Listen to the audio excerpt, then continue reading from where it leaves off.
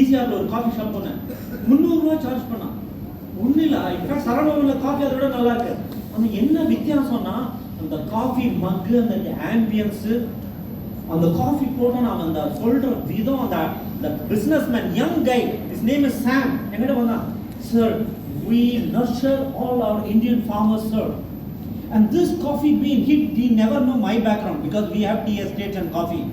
But even in spite of that, the way he narrated the story, உனக்காக ஒரு coffee 300 ரூபா ஆனால் பரவாயில்ல, கதைக்காக சாப்பிடணும்னு சொல்லிட்டு அங்கே உட்காந்து ஒரு காஃபி சாப்பிட்டோம். அப்புறம் நாங்கள் ஃப்ரெண்ட் ஆகிட்டோம், அப்புறம் பிஸ்னஸ் பார்ட்னர் ஆகிடுவோம். புரியுதா? ஆனால் அந்த ஸ்டோரி சொன்னது ரொம்ப ரொம்ப எனக்கு பிடிச்சி போச்சு.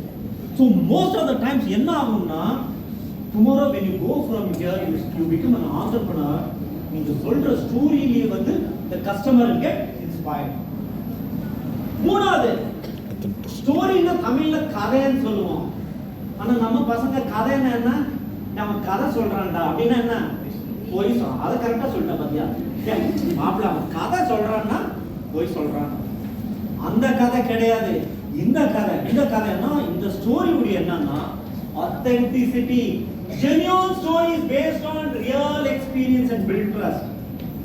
இப்போ நான் சொல்ற ஸ்டோரி எல்லாமே 100% அக்மார்க் சிம்பிளோட ஸ்டோரி, என்னோட சார்ந்த ஸ்டோரிஸ், இல்லாட்டி நான் சொல்ல மாட்டேன்.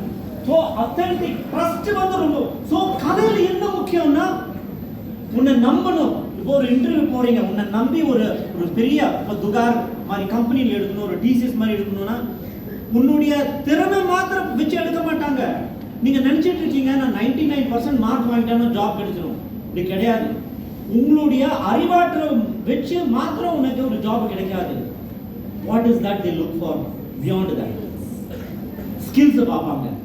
ஸ்கில்ஸ்க்கு மேல ஒண்ணு இருக்கு, அது என்ன? வேல்யூ சொன்னாங்க. அதுக்கு மேல A for apple, another A for attitude. உன்னுடைய attitude என்னன்னு பாப்பா.